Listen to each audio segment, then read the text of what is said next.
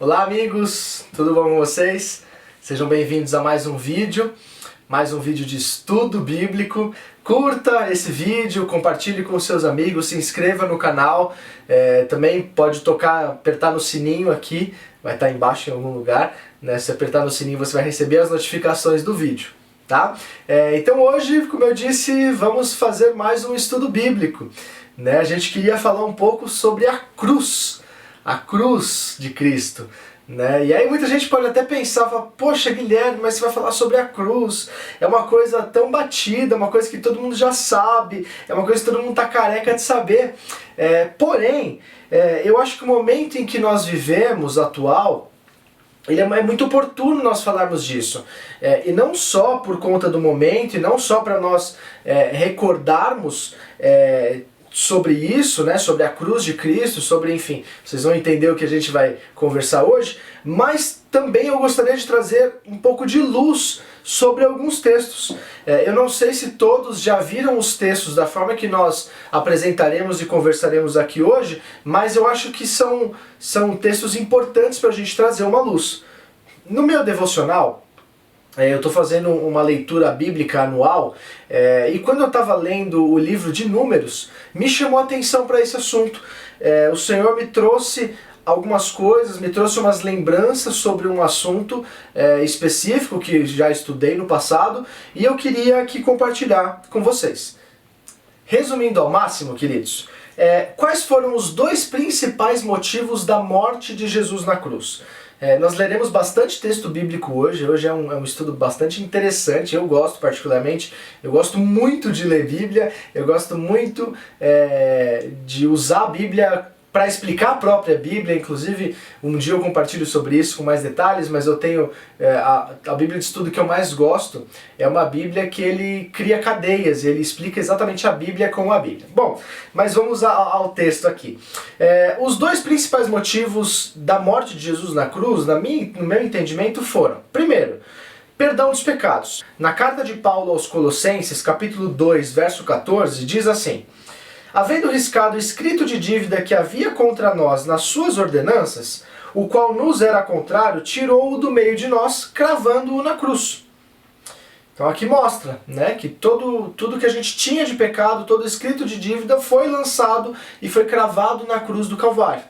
Segundo principal motivo, na minha opinião, é o livre acesso à presença do Senhor. No Evangelho segundo Mateus, capítulo 27, verso 51, diz: nesse instante, o véu do templo se rasgou em duas partes, de alto a baixo.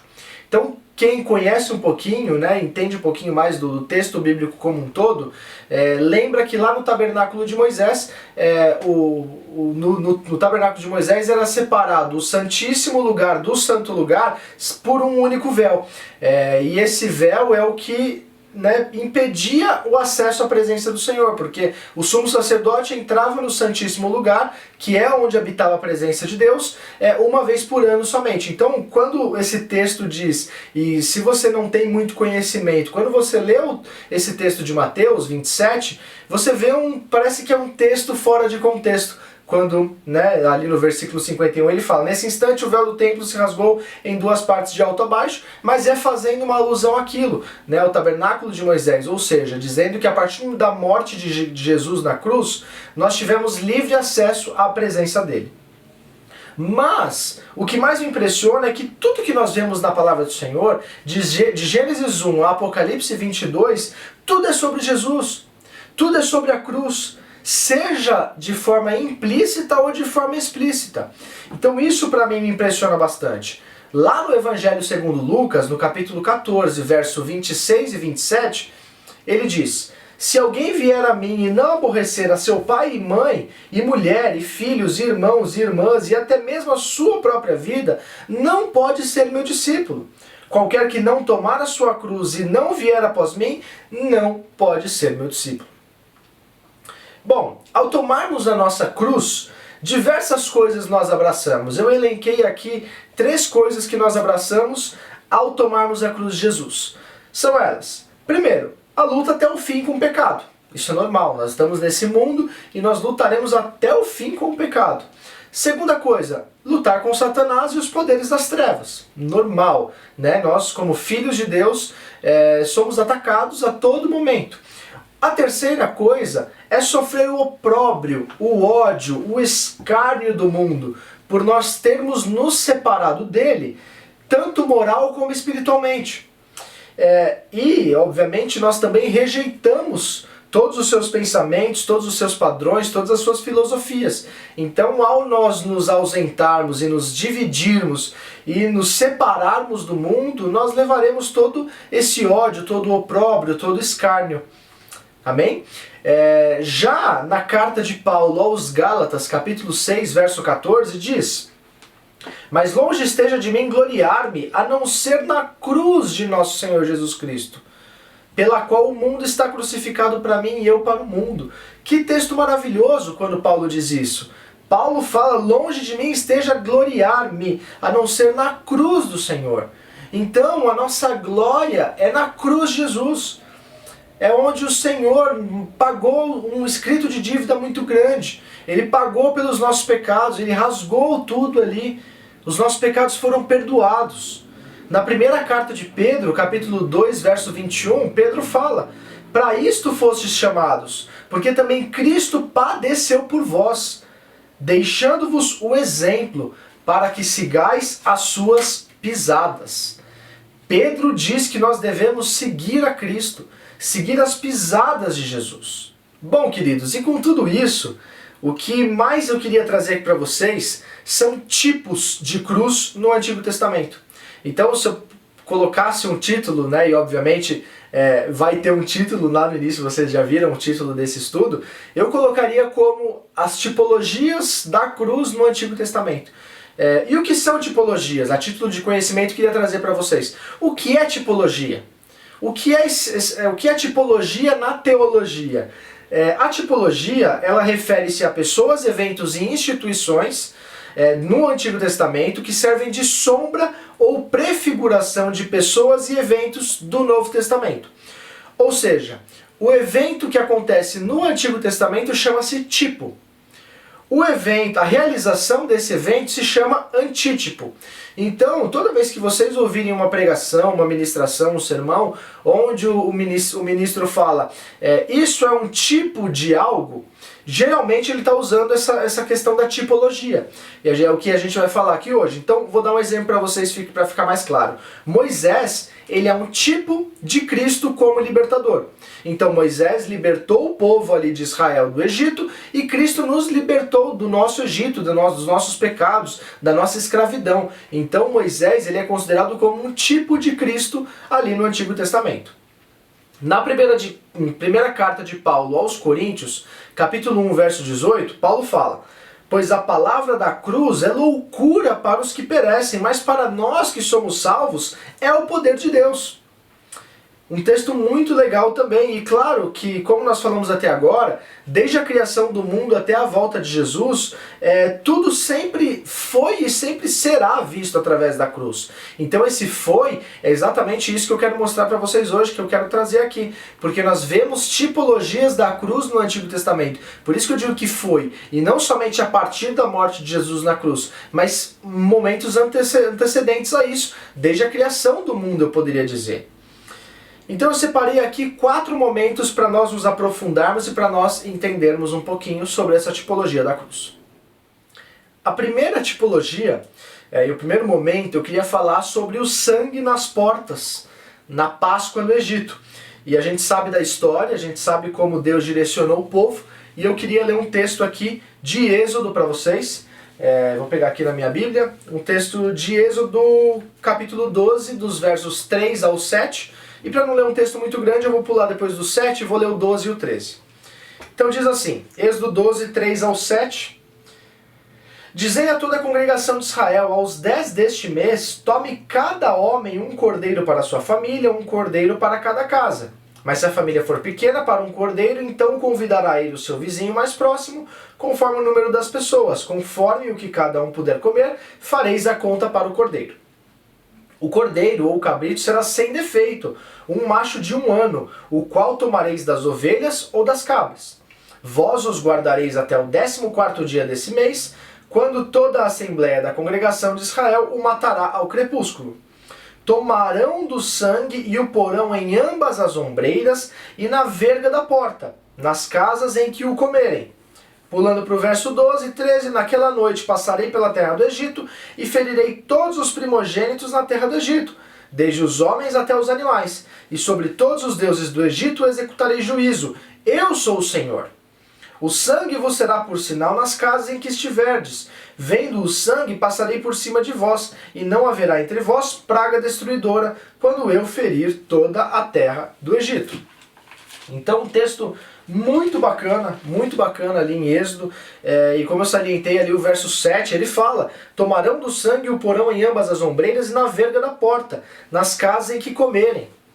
Queridos, como era passado o sangue? Então, na verga da porta e nas ombreiras. Ou seja, qual é o movimento? O que Deus ali estava querendo sinalizar? Aquilo era um tipo de cruz. Ou seja, o pessoal ali tinha que pegar o Cordeiro. Quem é o Cordeiro de Deus que tira o pecado do mundo? Quem é o Cordeiro de Deus que livra a nossa vida? O Cordeiro de Deus é Jesus.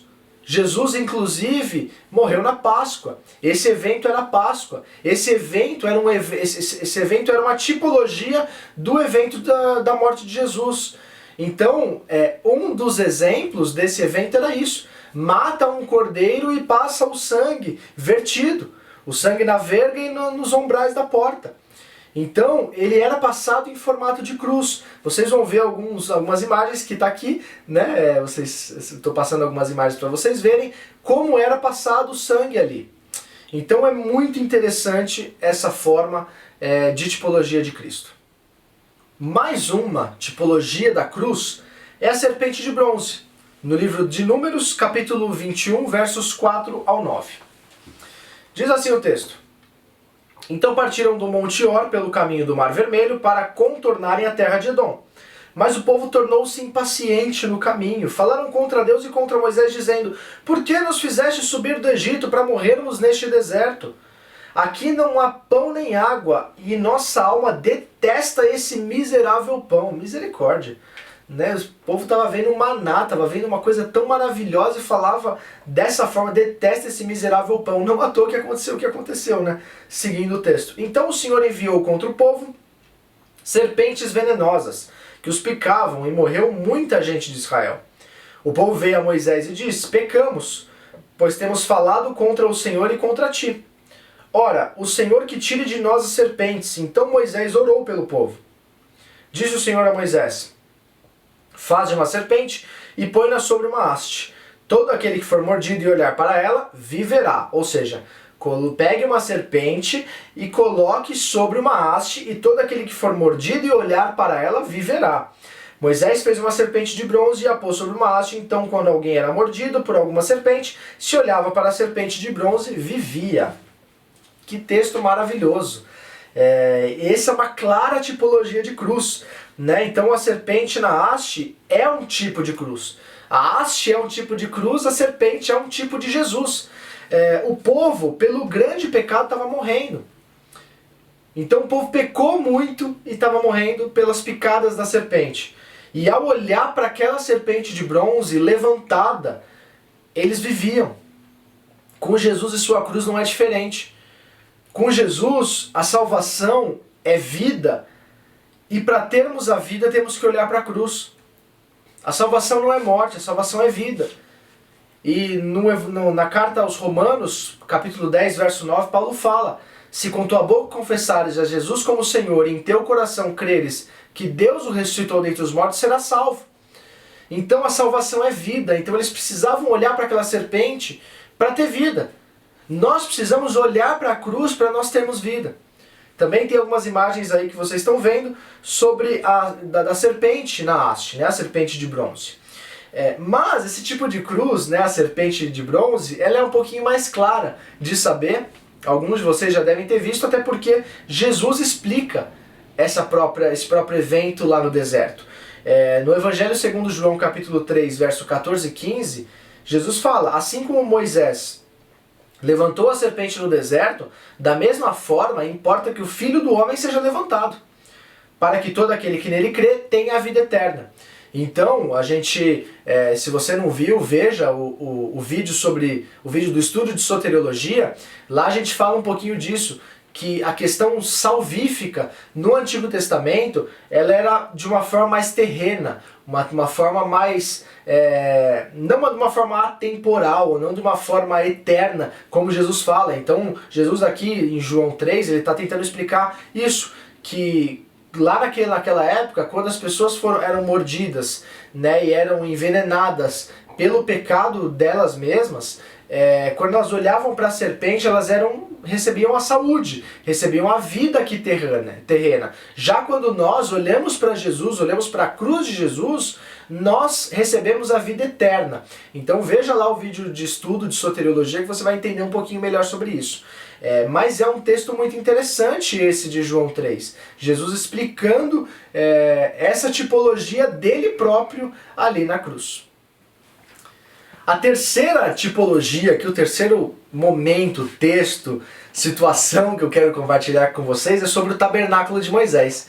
Eu vou até abrir aqui uma questão particular. Minha esposa gosta muito dessa tipologia da cruz. Por quê? Porque quando a gente olha o posicionamento dos utensílios ali no tabernáculo de Moisés, desde o átrio até o Santíssimo Lugar, ou seja, do altar do holocausto, que era o primeiro utensílio, até a Arca da Aliança lá no Santíssimo, que era o último utensílio, nós vemos de uma forma muito bacana. Vocês estão vendo as imagens aí, tanto do tabernáculo sem, né, o formato da cruz, e eu coloquei um desenho na cruz para vocês verem como era interessante. Eu peguei essa imagem, né, que fala do tabernáculo de Moisés no Evangelho de João, fazendo alguns comparativos, mas eu não vou entrar muito nesses detalhes que ele faz comparativo. É mais para ter um formato. Eu também tenho uma Bíblia de Estudo, que é a Bíblia de Estudo Pentecostal, que ela também tem uma foto bem interessante que mostra, inclusive com a metragem, né, onde você vê que a parte do altar do holocausto até o meio do santo lugar, ele tinha um pedaço maior do que do meio do santo lugar até o Santíssimo Lugar. Ou seja, você vê claramente um formato de cruz ali. Já o quarto e último, porque vocês devem estar pensando, poxa Guilherme, mas você disse lá no início que quando você estava lendo Números, Deus trouxe uma lembrança para você e chamou a atenção para fazer um estudo sobre isso. Pois bem, falaremos aqui do texto de Números, que é um texto fantástico. Eu deixei ele por último porque eu gosto muito desse, em comparativo com a minha esposa, que gosta desses quatro, ela gosta mais do que acabamos de citar do tabernáculo. Eu particularmente gosto muito desse último. Vamos ler o capítulo 2 de Números. Tenha um pouquinho de paciência, porque além do capítulo ser longo, ele parece ser um pouco chato, porque ele só vai fazer a contagem ali do povo de Israel, mas é interessante, vocês vão ver como esses números são importantes. Vamos lá.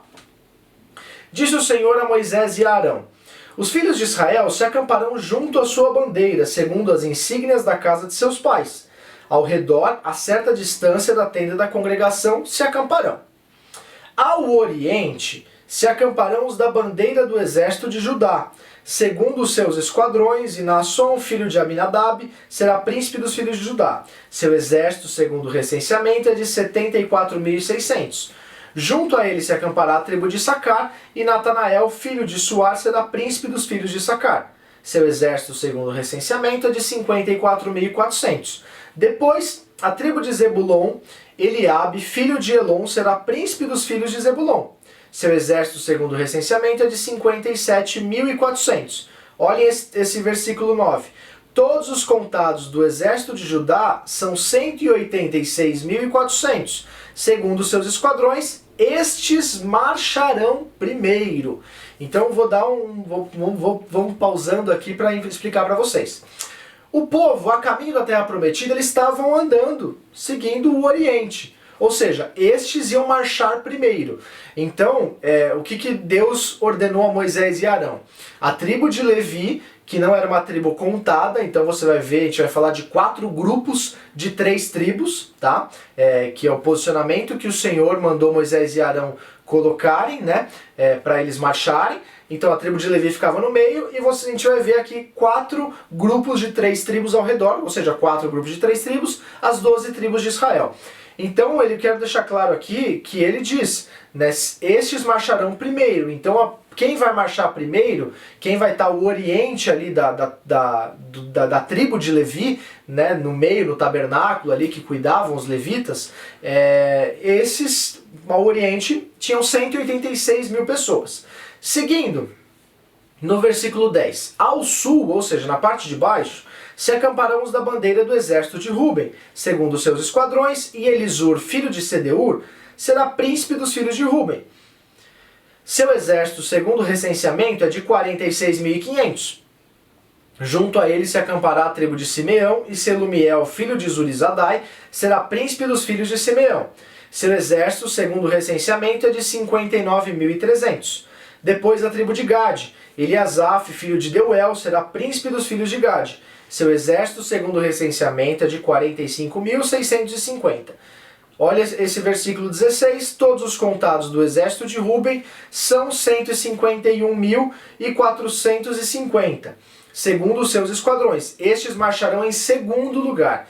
Então vocês veem que tem um monte de nome bonito para colocar no cachorro, no gato, no papagaio, no filho, né? Então os nomes mais difíceis. Então aqui o segundo grupo de tribos vai marchar ao sul e vai marchar em segundo lugar, tá? Continuando no versículo 17. Então partirá a tenda da congregação com o exército dos levitas no meio dos exércitos. Foi o que eu falei lá no início. Como se acamparam, assim marcharão, cada um no seu lugar, segundo as suas bandeiras. Então ele está explicando aqui. Uns iam do oriente, o outro ia no sul, o outro no centro, que eram os levitas. Tá? Não é um outro grupo, mas são os levitas que não eram contados como tribos, como vocês sabem. Verso 18. Ao ocidente se acamparão os da bandeira do exército de Efraim, ou seja, no ocidente, segundo os seus esquadrões. Elisama, filho de Amiúde, será príncipe dos filhos de Efraim. Seu exército, segundo o recenseamento, é de 40.500. Depois da tribo de Manassés, Gamaliel, filho de Pedazur, será príncipe dos filhos de Manassés. Seu exército, segundo o recenseamento, é de 32.200. Depois da tribo de Benjamim, Abidã, filho de Gideone, será príncipe dos filhos de Benjamim. O seu exército, segundo o recenseamento, é de 35.400. Olhem o versículo 24. Todos os contados no exército de Efraim serão 108.100. Segundo os seus esquadrões, estes marcharão em terceiro lugar. Ou seja, a gente está falando, os do Oriente, as três tribos do Oriente, o primeiro grupo de tribos, tinha 186 mil pessoas, o segundo 151 e o terceiro 108 mil. Vamos para o quarto grupo de tribos. Verso 25. Ao norte se acamparão os da bandeira do exército de Dan, segundo os seus esquadrões. Aiezer, filho de Amizadai, será o príncipe dos filhos de Dan. Seu exército, segundo o recenseamento, é de 62.700. Junto a ele se acampará a tribo de Aser. Pagiel, filho de Ocrã, será príncipe dos filhos de Aser. Seu exército, segundo o recenseamento, é de 41.500. Depois a tribo de Naphtali. Aira, filho de Enã, será príncipe dos filhos de Naphtali. Seu exército, segundo o recenseamento, é de 153 mil... Desculpe, vou repetir o verso 30. Seu exército, segundo o recenseamento, é de 53.400. Olhem o verso 31. Como nos outros, todos os contados no exército de Dan são 157.600. Estes marcharão em último lugar, segundo as suas bandeiras. São estes os que foram contados dos filhos de Israel, segundo a casa de seus pais. Todos os recenseados dos exércitos pelos seus esquadrões foram 603.550. Os levitas, porém, não foram contados entre os filhos de Israel, como o Senhor ordenara a Moisés, como também nós falamos. Os filhos de Israel fizeram tudo de acordo com o que o Senhor ordenara a Moisés. Assim se acamparam segundo as suas bandeiras, e assim marcharam cada qual segundo as suas gerações, segundo a casa de seus pais. Poxa, Guilherme, quanta coisa, o que tem a ver tudo isso, esses números? Pô, você está falando de 4 grupos de tribos, um com 180 e poucas mil pessoas, um com 151, um com 108 e outro com 157. Prestem atenção e vejam essas imagens, o formato em que o povo ia marchar, o formato que o Senhor mandou a Moisés e Arão. Não é normal, não é um acaso, não é uma coisa simples. o Senhor pediu para que fosse realmente em formato de cruz. Então eles estavam a caminho do Oriente e é assim que o povo veria. Então quando eles estavam caminhando sentido Terra Prometida, quando os inimigos os vissem marchando, olharia para eles e via um exército em formato de cruz vindo em direção a eles. Como isso é maravilhoso, como isso é poderoso. Olha essas imagens que lindas. Como é lindo ver isso. Deus não colocou por acaso. Deus não colocou as duas tribos do norte e sul praticamente com a mesma quantidade. A diferença ali é de 6 mil e poucas pessoas, mas 6 mil pessoas dentro de 150 é uma mixaria, então você não via tanta diferença assim. Então Deus ali formou o exército de uma forma muito linda. Interessante é que nenhum desses momentos era um momento de facilidade. Nenhum desses 4 momentos que eu estou falando para vocês aqui, que a gente citou dessas tipologias, o povo de Israel estava vivendo um momento muito delicado. Ou estava há décadas no deserto, ou escravizados no Egito, mas o Senhor queria que eles continuassem firmes. E isso é muito importante, continuar firmes. E com certeza, naquela época, Moisés não entendia tudo o que estava acontecendo. Moisés não entendia todos esses mistérios e todos esses tipos de ordenanças de Deus. Mas hoje, nós entendendo toda a história, para nós fica claro. Porque quando a gente olha para trás de algo que já passou, fica muito claro. Nós passamos a entender os mistérios do Senhor. E como isso é maravilhoso. E é muito interessante também o fato de que o povo, naquele momento, talvez não conseguia ver a Terra Prometida. Ou, se via, parece que nunca chegaria. Parece que nunca chegaria. E hoje nós vemos que foi possível o povo chegar na Terra Prometida. Quantos momentos de murmuração. A gente olha lá na serpente de bronze, o povo falando de uma forma até ríspida do Senhor. Esse miserável pão, nós não aguentamos mais esse miserável maná. Porque parece que nunca chegaria. Décadas ali, 40 anos no deserto, parece que nunca ia chegar. E hoje nós estamos da mesma forma. Hoje nós passamos por um momento de reclusão, um momento muito difícil, um momento muito delicado. Muitos estão sofrendo com a solidão, com a, entre aspas, prisão dentro dos lares, com a falta de recursos. Eu falei em um outro vídeo também sobre o que nós temos feito nesse período, assiste lá, você vai entender. Mas nesse momento de reclusão parece que nunca vai chegar à Terra Prometida. Parece que os recursos estão acabando, os recursos não estão chegando. A gente não pode abraçar as pessoas, beijar as pessoas que nós amamos. Nós não podemos ver a não ser pela tecnologia. Glória a Deus pela tecnologia, sim, mas nós queremos ver, nós queremos abraçar os nossos amigos, os nossos familiares, as pessoas que nós amamos. E parece que nós não conseguimos ver a Terra Prometida. Mas o que a gente precisa lembrar é que nós chegaremos. Porque o povo conseguiu chegar. E o detalhe muito importante que eu queria trazer aqui para vocês é nessa formação das tribos em direção à Terra Prometida. Deus os mostrou como eles deveriam estar para alcançar a Terra Prometida. Deus mostrou ao povo que eles precisavam se organizar. Deus organizou o povo. Deus tirou toda a bagunça e toda a confusão. Deus precisou posicionar o povo, falando assim: povo, vocês precisam se posicionar de um jeito certo. Vocês precisam se posicionar através da cruz. Vocês precisam se posicionar para alcançar a Terra Prometida. E se não houver essa posição, se ficar nessa bagunça, cada um vai do jeito que bem entende, as coisas não vão acontecer. Deus não trará não trará um novo, não trará a Terra Prometida. Deus precisa organizar antes de tudo. Então, queridos, por mais que esse seja um estudo e parece que está virando uma ministração, mas o Senhor sabe ao coração de quem Ele está falando, se tem algo que eu queria deixar aqui para vocês de reflexão sobre esse estudo que a gente fez, é que se está difícil o momento que você está vivendo, seja você vendo esse vídeo agora, nesse momento de coronavírus, ou seja você vendo esse vídeo daqui 5, 10 anos. que ele foi postado. Mas busque ao Senhor. Se está difícil, busque ao Senhor. Entregue tudo nas mãos do Senhor. Entregue sua vida por completo. E deixa primeiro que Ele te ajude a organizar o que está bagunçado. Porque tenho certeza que depois que você permitir que o Senhor te ajude a organizar a sua casa, você viverá coisas grandes. E você verá que a sua vida é vista pelo Senhor através da cruz. Quando você deixar o Senhor organizar a sua vida, você vai ver que a sua vida é olhada pelo Senhor sempre através da cruz.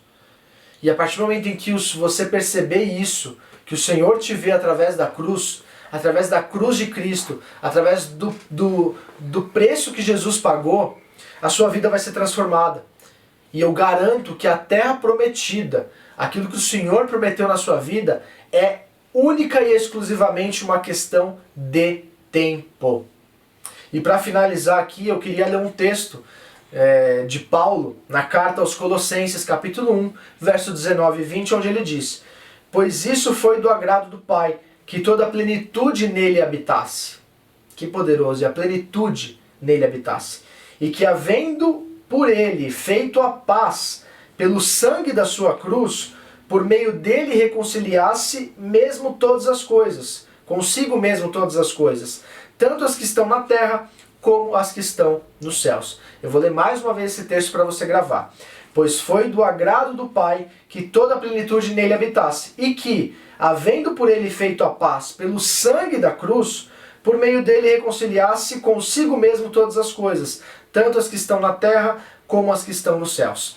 Então o Senhor quer trazer essa paz pelo sangue da sua cruz e tirar toda a bagunça e toda a confusão para que você possa alcançar a sua terra prometida.